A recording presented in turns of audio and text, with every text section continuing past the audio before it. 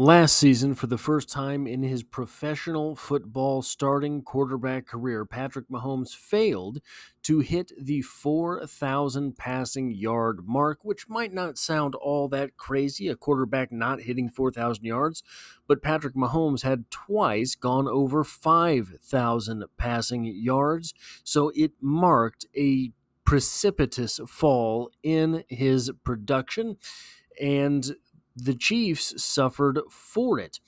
But this is a little bit of a chicken or an egg situation. Was the line so bad that the wide receiver struggled, or were the wide receivers so bad that the offensive line struggled? Um, it's hard to say, really, but I do think that there is one element of the Kansas City Chiefs that could be returning to play this season.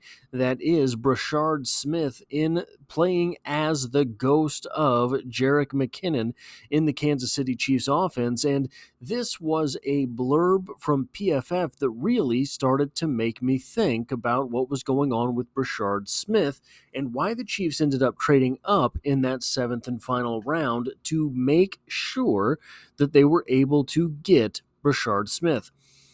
PFF names him the rookie to watch out of the Kansas City Chiefs draft pick class, noting Smith could be a highly productive receiving back in Andy Reid's offense, which will emphasize his skill set and ability to align anywhere on the field. While he likely doesn't have the frame to handle 20 plus carries per game, Smith could be a valuable weapon for 10 to 15, especially with his ability to create mismatches against inside defenders in the passing game.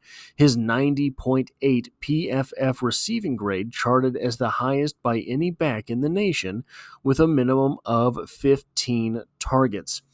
And I wanted to look at the athlete that is Brashard Smith, and I wanted to compare him with the athlete that was Jerick McKinnon. They are similar but different in ways as well. Brashard Smith, 5'9" and 7/8, essentially 5'10". Jerick McKinnon, 5'8" and 7/8, essentially 5'9". Jerick McKinnon, so a 1-inch advantage goes to Brashard Smith, but there is a 15 pound advantage to Jerick McKinnon over Brashard Smith. 194 pounds was Brashard Smith to 209 pounds was Jerick McKinnon. Then we get to the 40-yard dash, 4.39 for Brashard Smith. Jerick McKinnon with a 4.41. Very similar, but still the edge goes to Brashard Smith. Then the 10-yard split, 1.58 for Brashard Smith and 1.55 for Jerick McKinnon, both curiously slow for players with 40-yard dashes as fast as they ran. You have the 20-yard shuttle, which is comparable, 4.28 for Brashard Smith, 4.12 for Jerick McKinnon, so a 16/100ths of a second advantage to Jerick McKinnon. And then we get some explosion numbers that are really, really impressive for Jerick McKinnon, but Brashard Smith does not have them in the same spades. A vertical leap of 32.5 inches for Brashard Smith, outdone by 8 inches by Jerick McKinnon and his 40.5-inch vertical, and then a 9-foot 9-inch broad jump for Brashard Smith versus an 11-foot broad jump for Jerick McKinnon, that being a very good number regardless of position for Jerick McKinnon on the broad jump. Then you add in that Jerick McKinnon had 32 reps on the bench press as well. Now, I don't know how many Brashard Smith would have done. There are no whispers out there about that, but it was likely not 32 reps. 32 reps for a running back does not necessarily constitute the running power that you would hope for, but it does say that the guy is disciplined enough to stay in the weight room. Now, I want to look at a couple sets of stats. This is the 2022 season for the Chiefs, where Jerick McKinnon was on fire. In that 2022 season, Patrick Mahomes hit 5,000 yards for the last time that we've so far seen. Two interesting stats on this. Jerick McKinnon, the number 4 receiver by yards with 512. but he had 9 touchdowns. Number 2 on the team with 9 receiving touchdowns. Brashard Smith, by the way, a converted receiver at the college level, converted to running back when he got to SMU. Nine touchdowns and 512 yards for Jerick McKinnon in the final 5,000-yard frame for Patrick Mahomes to this point. Here are the 2024 numbers. One thing that really surprised me, there's still a running back very high on the list, number 5 overall, Samaje Perine, but number 5. So in the 2022 season, number 5 was good for 315 yards. In 2024, number 5 was good for 322 yards, but there's not the 1,300-yard behemoth at the top, nor the 933-yard, nearly 1,000-yard guy. Second, the number 1 receiver from the 2024 team was Travis Kelce with 823, 500 fewer yards than Travis Kelce in 2022. But the interesting thing that I want to look at maybe isn't even so much the yards that Samaje Perine had. After all, that is 190 yards shorter than Jerick McKinnon had at the number 4 spot in 2022. But the big teller is right here. Samaje Perine caught a single receiving touchdown. Jerick McKinnon with 9 receiving touchdowns.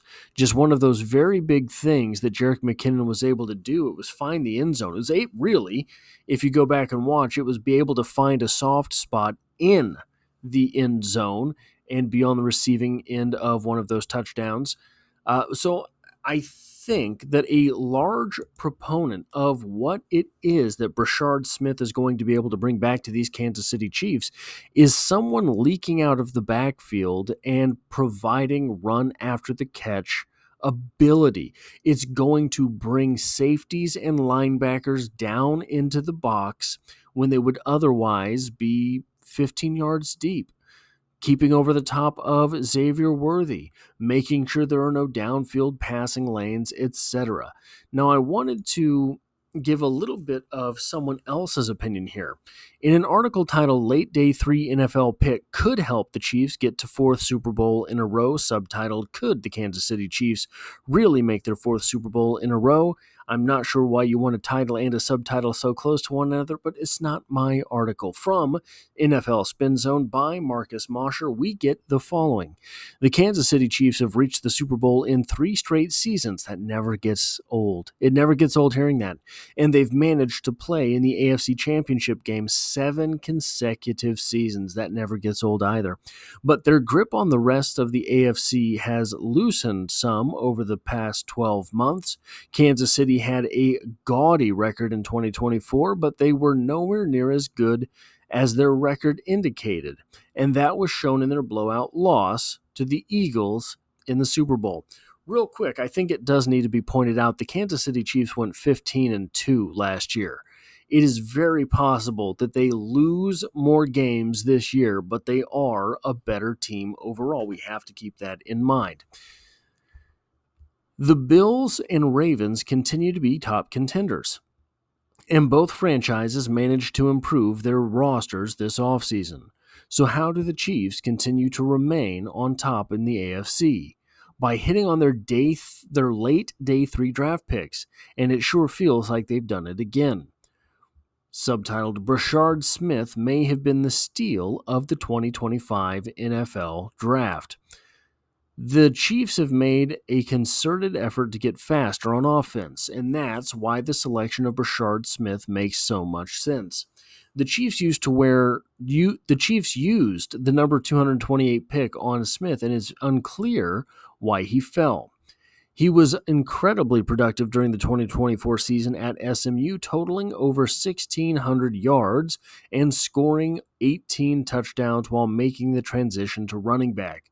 Smith ran a 4.39 40-yard dash at the NFL Combine, and his speed absolutely shows up on tape. While he isn't a between-the-tackles grinder, Smith is a dynamic receiver with the proven ability to hit home runs on the ground despite being new to the position. However, we've recently seen a transition like this work from Tyrone Tracy, successfully moving from the wide receiver to the running back at Iowa and then leading the Giants in rushing yards as a rookie. It's a tough move, but it has been accomplished before. In a recent article by Field Yates of ESPN, he wrote about the selection of Smith by the Chiefs and why he believes the former SMU star could have an impact right away. Here's a snippet of what Yates had to say about Smith. There were several late-round running backs I could have chosen here, as the exceptional depth of the class pushed many of them down the board. Smith switched from wide receiver at Miami to running back at SMU, which speaks to his unique versatility that should lead to schemed touches for the Kansas City Chiefs. Smith is great after the catch and shows fantastic lateral ability and straight line speed. Number one for Smith is making the team. But we've seen Andy Reid and the Chiefs give late-round picks plenty of chances to do so, and UDFAs. Look no further than Isaiah Pacheco, who was also a late-round pick by the Chiefs. Smith is a very different player than the other running backs on the roster because he is a passing game specialist who offers real speed at the position. The Chiefs need their offense to be explosive again if they want to continue their dominance in the AFC. They can no longer just lean on their defense and ball control offense if they want to take another step or raise another championship banner. Using a player like Smith more often could help the offense create more big plays, which is exactly what they couldn't do last season.